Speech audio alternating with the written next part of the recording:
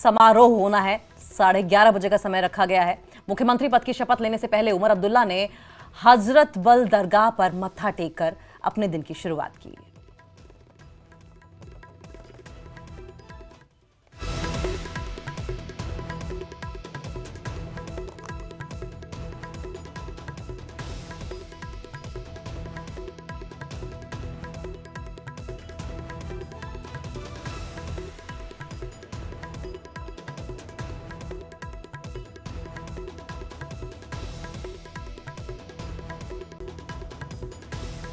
जी की मजार पर भी आप देखिए किस तरीके से पूजा करते हुए दिखाई दे रहे हैं, दुआ पढ़ते हुए दिखाई दे रहे हैं। 11:30 बजे शपथ ग्रहण समारोह शुरू होना है और ये तस्वीरें उस वक्त की आप देख रहे हैं जबकि उमर अब्दुल्ला अपने दादा की मजार पर पहुंचे थे, दुआ पढ़ते हुए दिखाई दे रहे थे, आशीर्वाद एक तरीके से लेते हुए दिखाई दे रहे थे अपने पूर्वजों का।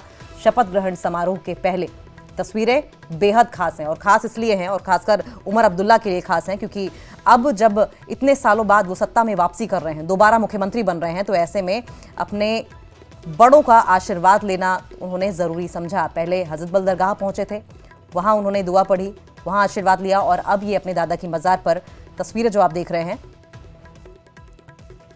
ये हजरत बल दरगाह से निकलते हुए की तस्वीरें आप देख रहे हैं। उमर अब्दुल्ला जब हजरत बल दरगाह से बाहर निकले थे तो जम्मू कश्मीर की तस्वीरें आज बेहद अहम रहने वाली हैं क्योंकि धारा 370 हटने के बाद ये पहली बार ऐसा होगा जबकि कोई सरकार बन रही है, क्योंकि इससे पहले राष्ट्रपति शासन लागू था। दो सहयोगी हमारे साथ जुड़ गए हैं, आबिद और समीर भट्ट जुड़े हैं। सबसे पहले आबिद आपका रुख करेंगे। वीवीआईपी मूवमेंट शुरू हो गया है, क्या राहुल गांधी पहुंच गए हैं, वहां से निकल चुके हैं एयरपोर्ट से, और कौन कौन से ऐसे वीआईपीज हैं जो जम्मू कश्मीर पहुंच चुके हैं?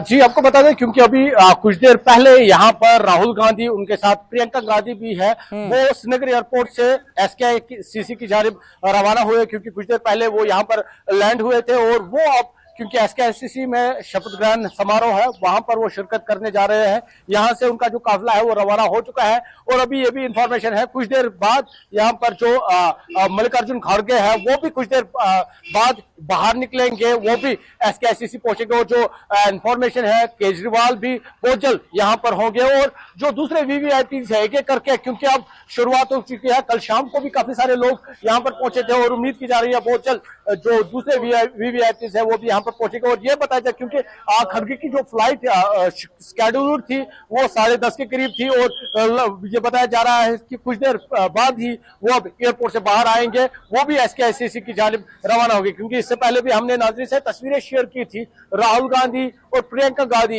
एक ही गाड़ी में वो श्रीनगर पहुंचे और यहाँ से वो रवाना हुए क्योंकि एक ही साथ वो श्रीनगर एयरपोर्ट पे एक ही फ्लाइट पर पहुंचे थे और एक ही साथ वो उनका जो काफिला है। ठीक है आबिद, आपको रोकेंगे, आप अपनी बात पूरी कीजिएगा, लेकिन जरा समीर का रुख कर लेते हैं। समीर, क्या आपके पास कोई गेस्ट है और क्या कुछ तैयारी है वहां पर आप देख रहे हैं? पहले मैं सजाद किशोर साहब के पास जाऊंगा। सजाद किशोर साहब, देखिए वो तो मान नहीं रहे हैं। शरीफुद्दीन शारिक है मेरे साथ, ये 17 साल एमपी रहे हैं और 12 साल एमएलए रहे हैं, बहुत पुराने नेता हैं नेशनल कॉन्फ्रेंस के। आज आपको इमोशनल मोमेंट है आपके लिए? नहीं, इमोशनल जज्बाती मोमेंट तो जानते हैं, रूटीन नहीं, जज्बाती नहीं है, डेमोक्रेसी में होता रहता हर 5 साल के बाद। अलबत्ता आज की बार सेंट्रल गवर्नमेंट ने, बीजेपी ने बहुत जुल्म किया कि 13 साल तक यहाँ उन्होंने जमहूरियत से लोगों को दूर रखा, जबकि जमहूरियत के बड़े दावे कर रहे हैं वो लोग और खुद ही उन्होंने जमहूरियत का गला घोंट लिया है। और अब की बार अब वो इलेक्शन किया है और इसमें भी वो अड़चने पैदा करते हैं। कभी ऑर्डर निकालते हैं कि अब क्लास 4 को भी बोर्ड के जरिए लगाया जाएगा, वो गवर्नमेंट को क्रिपल करना चाहते हैं। ऐसा एटीट्यूड न मुल्क के लिए ठीक है न रियासत के लिए ठीक है, उनको ऐसा नहीं करना चाहिए और इस तरह मुल्क की भी बदनामी होते है, जमहूरियत पर फिर लोगों का एतमाद उठ जाता है। तो बहरहाल ये मुबारक की बात है कि कश्मीर के अवाम ने अक्ल और शऊर और फाहम और फरासत और सियासी दीदनी का, सियासी शऊर का ज़बरदस्त सबूत देकर उन तमाम कुव्वतों को कड़ा का जवाब दे दिया जो उन्हें पामाल करना चाहते हैं। चैलेंजेस क्या है, उम्मीदें क्या है, आप क्या चाहते हैं नई सरकार को क्या करना चाहिए? नई सरकार को वो सब कुछ करना चाहिए जो अपने मैनिफेस्टो में कहा है। लोगों को रियायत देनी चाहिए, लोगों के लिए हर काम करना चाहिए, लोगों को रोजगार के वसाइल देना चाहिए, रियासत को तरक्की देनी चाहिए, रियासत की इंडस्ट्री को बढ़ाना चाहिए, रियासत के टूरिज्म को बढ़ाना चाहिए, रियासत में गरीबों का ख्याल रखना चाहिए, नौजवानों का ख्याल रखना चाहिए। इन सब चीजों को मिलाकर जो कि ऑलरेडी इन्होंने दिया है उसी पर इंशाअल्लाह ताला ये सरकार अमल भी करेगी। उमर साहब कह रहे हैं कि मैं इतना पावरफुल नहीं हूँ, यूटी बनी, क्या स्टेटहुड मेन रहेगा? नहीं, स्टेटहुड तो पहला देना चाहिए उनको, जैसा कि प्राइम मिनिस्टर भी वादा किया है और होम मिनिस्टर ने भी वादा किया है। उन्होंने कहा है कर लेंगे, तो लिहाजा उनको ये करना चाहिए। ठीक है, तो देखिए अभी एमएलए यहाँ पे रुक रहे हैं। मीर सैफुल्लाह हमारे साथ हैं। मीर सैफुल्लाह साहब हमारे साथ बैठे। सब आप मिनिस्टर बन रहे हैं क्या? मुझे नहीं मालूम, मुझे कोई चर्चा तो बड़ी है कि आप मिनिस्टर हैं? कोई इन्फॉर्मेशन नहीं। अच्छा, ये बताइए कि आपने इलेक्शन जीता, बहुत सालों के बाद आप फिर एमएलए बने हैं, तो क्या कहेंगे इस मूवमेंट को? क्या कहो, नई गवर्नमेंट आपकी बन रही है? मुझे बहुत अच्छा लग रहा है कि मैं एमएलए बना हूँ। हाँ, अब लोगों की गवर्नमेंट बन रही है, आवाम की गवर्नमेंट बन रही है, आवाम के काम हो जाएंगे, आवाम के मसाइल हल हो जाएंगे। ये तो बहुत बड़ी बात है। ये तो लोगों के बहुत देर से लोग चाहते हैं कि यहाँ पे एक अवामी हुकूमत बने और आज बन रही है, तो ये लोगों की खुशी की बात है, हम लोगों की खुशी की बात है। चैलेंजेस क्या हैं बड़े? चैलेंज है बहुत सारे, लेकिन चैलेंज को हम यहाँ से उनको करेंगे, मुकाबला करेंगे, चैलेंज का कोई मसला नहीं। क्योंकि उमर साहब भी कह रहे हैं कि मैं अजीब सा उनको लग रहा है कि यूटी के चीफ मिनिस्टर बन रहे हैं, ताकत पूरी नहीं है आपके पास। कोई बात नहीं, हमारी कोशिश होगी कि स्टेटहुड वापस मिले। हम कोशिश करें स्टेटहुड वापस लाने के लिए, हो जाए। क्या क्या रहेगा? बहुत कुछ होगा इंशाल्लाह। स्टेट की डेवलपमेंट होगी, रियासत की डेवलपमेंट होगी। तो आप मिनिस्टर बन रहे हैं, उसका कंफर्मेशन अभी आप नहीं दे मुझे रहे? कोई इन्फॉर्मेशन, देखिए, मीर सैफुल्लाह भी ऐसे हैं कि उनको भी मिनिस्टर बनाया जा सकता है। जो हमारे पास जो अभी इन्फॉर्मेशन है कि हो सकता है उनको चीफ मिनिस्टर मिनिस्टर बनाया जाए, तो ये अभी है। कोई और भी एमएलए तो ये तो फिलहाल यहाँ पे एमएलए का देखिए, आप पहले मेरे पीछे जो देख रहे हैं, आपको एमएलए जो हैं वो लगातार यहाँ पे पहुँच रहे हैं। कुछ एमएलए हैं, कुछ लीडर हैं मुख्तलिफ पार्टियों के, और वो उनका आना जो है लगातार यहाँ पे चल रहा है। ठीक है समीर, आप हमें तस्वीरें दिखाइएगा आपके पास। हम जरा पॉलिटिकल इक्वेशन समझने के लिए भी वापस लौटेंगे, लेकिन क्योंकि आबिद की बात बीच में अधूरी रह गई थी, तो आबिद का एक बार रुक कर लें। आबिद, अपनी बात पूरी कीजिए और साथ साथ हमें यह भी बताइए कि कौन कौन से वीवीआईपीज के पहुंचने की संभावना है। बिल्कुल, क्योंकि हम बात कर रहे थे क्योंकि राहुल गांधी और प्रियंका गांधी वो तो पहले ही पहुंच चुके हैं। अब वो कुछ देर बाद ही एसकेआईसीसी पहुंच जाएंगे, जहां पर मंच सजा है, जहां पर ओथ टेकिंग सेरेमनी होगी। और कुछ देर बाद, क्योंकि खड़गे उनकी जो फ्लाइट थी वो शेड्यूल 10:30 को थी। अभी जो कांग्रेस के लीडर्स है, चाहे तारिक हमीद कर रहा है, वो अंदर गए हैं उनका इस्तेमाल करने के लिए, और कुछ देर बाद ही खड़गे भी बाहर आ सकते हैं, क्योंकि अरविंद केजरीवाल एक ऐसा नाम है जो जिसकी पॉसिबिलिटी ज्यादा है, वो आ सकते हैं। ममता बनर्जी का नाम सामने आ रहा है, उद्धव ठाकरे का नाम सामने आ रहा है, लेकिन तस्वीर तब साफ होगी, ये तब यकीन होगा जब वो यहाँ पर पहुंचेंगे और एसकेआईसीसी पहुंच जाएंगे। फिलहाल ये नाम, ये कई जो नाम है वो सामने आए हैं। हालांकि एमके स्टैलिन का भी नाम सामने आया था, लेकिन कोई कंफर्मेशन नहीं है। कुछ देर बाद, क्योंकि अब मेहमानों का जो आने का सिलसिला है वो शुरू हो चुका है, आप एक एक करके ये लोग पहुंचे, क्योंकि अखिलेश यादव कल शाम ही पहुंचे थे, उनके साथ कुछ और लीडर्स भी थे इंडिया ब्लॉक के। और क्योंकि अब राहुल गांधी पे सबकी नजर थी, प्रियंका गांधी उनके साथ है, और ये भी बताया जा रहा है शायद मल्लिकार्जुन खड़गे के साथ सोनिया गांधी भी हो सकती है। लेकिन फिलहाल कंफर्मेशन इतना है, खड़गे यहाँ पर कुछ देर में पहुंचने वाला है, वो श्रीनगर पहुंचेगी, क्योंकि इंडिया अलायंस का बहुत रोल है जो गवर्नमेंट फॉर्मेशन है यहाँ पे, क्योंकि जिस तरह से मिनिस्ट्रियल पोस्ट्स के लिए भी कई सारी जो बातें हैं वो उभर कर सामने आई है। एक तरफ से जो कांग्रेस है वो बोल रही है, उनकी भी बात सामने आ रही है, वो कह रहे हैं कि मतलब हम पूरा सपोर्ट करेंगे इनको, मिनिस्ट्रियल बर्थ जो भी हो। लेकिन ये देखने वाली बात होगी जब मिनिस्ट्रियल बर्थ ये तकसीम की जाएगी, कौन कौन से नाम, कौन कौन से चेहरे और कौन कौन से इलाके जोड़े जाएंगे जिनको मिनिस्ट्रियल पोस्ट दिया जाएगा। हम समीर का भी रुख कर लेंगे, हमारे साथ समीर बने हुए हैं। समीर, हम जब पोर्टफोलियोज की बात करते हैं, क्या लगता है कि मुख्यमंत्री पद को मिलाकर लगभग 10 मंत्री होंगे, क्या सभी को आज एक साथ शपथ दिलाई जाएगी? सबसे बड़ा सवाल तो यह है कि कांग्रेस की ओर से डिमांड क्या है, क्या ये डिमांड्स उमर अब्दुल्ला की ओर से पूरी की जा रही हैं? देखिए, कांग्रेस तो अभी फिलहाल इस कोalition का हिस्सा नहीं है, मतलब आउटसाइड सपोर्ट उनका है, क्योंकि कई चीजें हैं जिस पर हमने पहले भी कहा कि 2 मंत्रालय वो चाहते हैं, लेकिन फिलहाल उमर अब्दुल्ला एक ही देना चाहते हैं, लेकिन बात होगी और आगे देखा जाएगा। मेरे साथ नजीर गुरेजी है, ये जो एमएलए हैं, पहले भी मिनिस्टर भी रह चुके हैं, उनसे भी छोटा सा क्या कहेंगे, आज बड़ा हिस्टोरिकल ओकेजन और चैलेंजेस क्या है? What is history? Is it history कि हम यूनियन टेरिटरी में इलेक्शन करके आज 10 साल के बाद इलेक्शन हुआ है, तो इसको हिस्ट्री आप कहते हैं? हिस्ट्री नहीं है ये। Historical what sort of historical? Historical क्यों कहते हो आप यार? पूरे मुल्क में इलेक्शन होते हैं और हमारी बदकिस्मती की यूनियन टेरिटरी में हम इलेक्शन का हुआ है यहाँ, तो इसमें कोई हिस्ट्री विस्ट्री की बात नहीं है। परेशानियां हैं यहाँ लोगों की, लोग मुश्किलात में हैं, तो हम कोशिश करेंगे उन मुश्किलात को दूर करने के लिए। बाकी आप हिस्ट्री विस्ट्री छोड़ दीजिए, कोई हिस्ट्री नहीं है। पूरे मुल्क में इलेक्शन होते हैं, पूरे मुल्क में। आपके चैलेंजेस क्या रहेंगे? क्योंकि अभी आपके एक एमएलए कह गए कि आर्टिकल 370 बड़ा इशू रहेगा। देखिए, रियासत जो है वो मुश्किल दौर से गुजर चुकी है।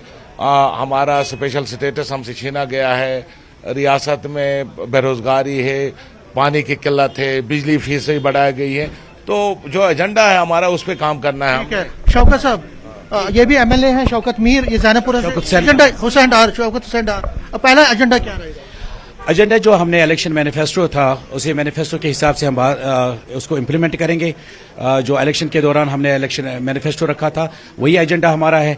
चाहे उसमें 370 की बात हो, चाहे उसमें बेरोजगारी की बात हो, चाहे उसमें बाकी चीज़ों की जो बात है, पकड़ दकड़ की बात है, तो हम उस एजेंडे को इम्प्लीमेंट करेंगे। तो देखिए, ये शौकत हुसैन डार थे। अब जो आपने अंकिता बात की, मेरे जो सोर्सेज कह रहे हैं कि 4 मिनिस्टर्स का फाइनल हो गया है, जो हो सकते हैं आज। उसमें सकीना इत्तू है, उसमें जावेद डार है, उसमें जावेद राना है और सुरेंद्र चौधरी है। 4 जो एमएलएज हैं, उनके नाम हमारे पास इस वक्त आ रहे हैं कि ये 4 होंगे, 2 कश्मीर से, 2 जम्मू से जो है मेंढर से जावेद राना, बहुत पुराने एमएलए हैं। इसी तरह से सुरेंद्र चौधरी, जिन्होंने नौशहरा से रविंदर रैना को हराया, जो कि बीजेपी के प्रेसिडेंट है, वो इस कैबिनेट का हिस्सा होंगे। इस तरह से जावेद डार हैं, जो कि बारामूला क्षेत्र से आते हैं, यंग एक फेस हैं पार्टी में, पहले भी मिनिस्टर रह चुके हैं। और सकीना इत्तू, जो कि नूराबाद कॉन्स्टिट्यूंसी से है, बड़ा फेस है, पुरानी मिनिस्टर भी रही है 3 बार और बड़ा चेहरा है साउथ की, वो भी इसमें। 5वां नाम जो है अभी हमारे पास कंफर्मेशन है, लेकिन 4 नामों का जो हमारे पास आ रहा है कि ये 4 नाम हो सकते हैं। अब कौन कौन होगा वो भी पता चलेगा, लेकिन आप थोड़ा देखें, एमएलए का भी आने का सिलसिला अभी चल रहा है। जो एमएलए हैं, जो लीडर हैं मुख्तलिफ पार्टियों के, और एसकेआईसीसी में जो चहल पहल है वो जबरदस्त बढ़ गई है, अचानक बढ़ गई है, और कई नेता यहाँ पे लगातार पहुंच रहे हैं। और हम कोशिश करेंगे कि कांग्रेस के नेताओं पे, अगर कांग्रेस के कोई नेता यहाँ पे पहुंचते हैं तो उनसे हम बात करने की कोशिश करेंगे। लेकिन फिलहाल हमें जो सूचना है कि कांग्रेस इसमें शामिल नहीं हो रही है। कांग्रेस का कोई नेता, कांग्रेस, देखिए चीफ सेक्रेटरी अतुल डुल्लू भी यहाँ पे पहुंचे हैं और अंदर जा रहे हैं, और जो लोगों का आने का सिलसिला है वो लगातार चल रहा है। ब्यूरोक्रेट्स का आने का सिलसिला चल रहा है, एमएलएज का आने का सिलसिला चल रहा है, पॉलिटिकल लीडर्स के आने का सिलसिला चल रहा है, और ये लगातार सिलसिला अब चलेगा, क्योंकि अब डिग्निटरीज भी बहुत सारी आएंगी। इंडिया ब्लॉक के जितने भी नेता हैं, राहुल गांधी, मल्लिकार्जुन खड़गे से लेकर बाकी जो, देखिए मेरे साथ गुलाम मोहिउद्दीन मीर भी हैं, जो कि चुनाव जीते हैं जारापोरा से, और वो भी यहाँ पे हैं, वो भी हमारे साथ बात करेंगे। इन्होंने भी चुनाव जीता है और ये भी चुनाव जीत के आए हैं। पहले तो मुबारक हो आपको। तो क्या कहेंगे आज के मामले? देखिए, आज तो सारे जम्मू कश्मीर के लिए मुबारक दिन है। आज हमारी जमहूरी सरकार आ रही है, उमर साहब हलफ उठा रहे हैं, इससे बड़ी बात और क्या हो सकती है? आपके एरिया में, पुलवामा की अगर बात करें तो मेन चैलेंज क्या रहेगा? चैलेंज इस सरकार को क्या करना चाहिए? काफी काम है, बहुत से चैलेंजेस है जो हमें करने हैं। 2005 अगस्त 2019 के बाद काफी परेशानियां लोगों ने देखी है, उन परेशानियों को दूर करना है। अगर हम पुलवामा की बात करें, पूरे कश्मीर में अनएम्प्लॉयमेंट, जम्मू में भी अनएम्प्लॉयमेंट है, क्या आपको लगता है बड़ा एजेंडा है? बहुत बड़ा एजेंडा है अनएम्प्लॉयमेंट, क्योंकि सबसे बड़ी बात है कि अनएम्प्लॉयमेंट की वजह से भी यहाँ ड्रग फैल रहा है।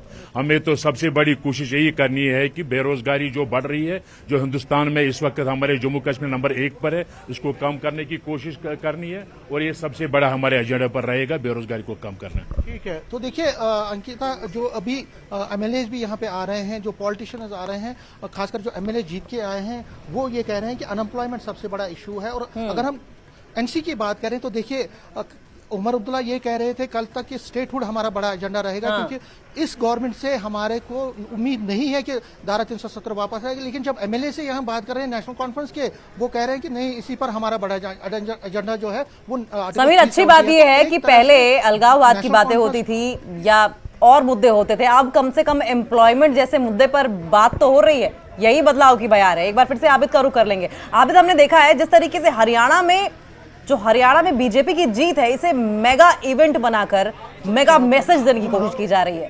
क्या ये जो अराइवल है तमाम इंडिया अलायंस से जुड़े हुए नेताओं का, यहां पर भी जम्मू कश्मीर में भी एक मेगा मैसेज इस मेगा इवेंट के जरिए देने की कोशिश हो रही है, ऐसा लग रहा है आपको? बिल्कुल, क्योंकि 2019 के बाद यहाँ पर एलजी जो था, मतलब सेंट्रल का एलजी यहाँ पर था, वो लगातार ये दावा कर रहे थे यहाँ पर डेवलपमेंट है, लोग अब खुश है बीजेपी से। लेकिन जिस तरह के नतीजे सामने आए हैं और यहाँ पर जिस तरह की इंडिया अलायंस, खासकर नेशनल कॉन्फ्रेंस ने जिस तरह से यहाँ पर जीत दर्ज की है, तो यहाँ पर एक मैसेज देने की कोशिश की जा रही है बीजेपी को, पूरी कंट्री को। तो किस तरह से कश्मीर ने जो बीजेपी को है उसको रिजेक्ट किया है, जिस तरह से हरियाणा में बीजेपी एक महा इवेंट के तौर पर इसको दिखा रही है, इसी तरह के जिस तरह से इंडिया अलायंस के जो लीडर्स है यहाँ पर पहुंच रहे हैं, एक मेगा इवेंट बनाने की कोशिश कर रहे हैं, या अगर हम कहेंगे एक मैसेज पहुंचाने की कोशिश कर रहे हैं कि कश्मीर में, जम्मू कश्मीर के अवाम ने बीजेपी को बाहर किया है और यहाँ पर इंडिया अलायंस उभर कर सामने आई है। क्योंकि अभी आप देखिए मिनिस्टर ऑफ वर्क्स को वो साइड में रखकर बात की जा रही है। अभी अगर हम किसी भी लीडर से बात करें, चाहे इंडिया अलायंस चाहे कांग्रेस को हो या नेशनल कॉन्फ्रेंस, बात एक ही है, स्टेटहुड रेस्टोरेशन, अनएम्प्लॉयमेंट को खत्म करना है, जो चीजें, क्योंकि जिन मुद्दों पर इलेक्शन लड़ा गया है वो भी फोकस करना चाहते हैं उस पर। वो नहीं चाहते हैं कि अभी कुछ इंटरनल कुछ तफरका हो, इंटरनल कुछ बैटल हो जिससे उन पर उंगली आए। अभी कोशिश की जा रही है कि सब अच्छा दिखाने की, लोगों तक मैसेज आने की कि इंडिया अलायंस में सब अच्छा चल रहा है। क्योंकि जिस तरह मैंने पहले ही कहा, मिनिस्टर ऑफ वर्क्स को लेकर, या जिस तरह से समीर जी भी कह रहे हैं, मिनिस्टर ऑफ वर्क्स को लेकर पहले ही कांग्रेस ने अपना फैसला सुना दिया था। क्योंकि अभी जिस तरह से उमर अब्दुल्ला का बयान आया था, उन्होंने कहा था सब कुछ अच्छा है, अगर अच्छा नहीं होता तो इंडिया अलायंस के जो लीडर है, खासकर राहुल गांधी, प्रियंका गांधी या मल्लिकार्जुन खड़गे, वो यहाँ पर नहीं पहुंच पाते। जिस तरह आपकी बात वाज़ेह है, आपकी बात साफ है, यहाँ पर जिस तरह से हरियाणा में ये लोग महामंच तैयार कर रहे हैं, महा इवेंट उसे बनाने की कोशिश कर रहे हैं, उसी तरह का मंजर यहाँ पे भी है। और यहाँ पर पूरा जो इंडिया अलायंस का इंडिया ब्लॉक है, वो उनके जो नेता है वो यहाँ पर पहुंच रहे हैं और उमर अब्दुल्ला के जो शपथ समारोह है उसमें वो शिरकत करने जा रहे हैं। जी बिल्कुल, यानी कि आबिद, जो यूनिटी पहले नहीं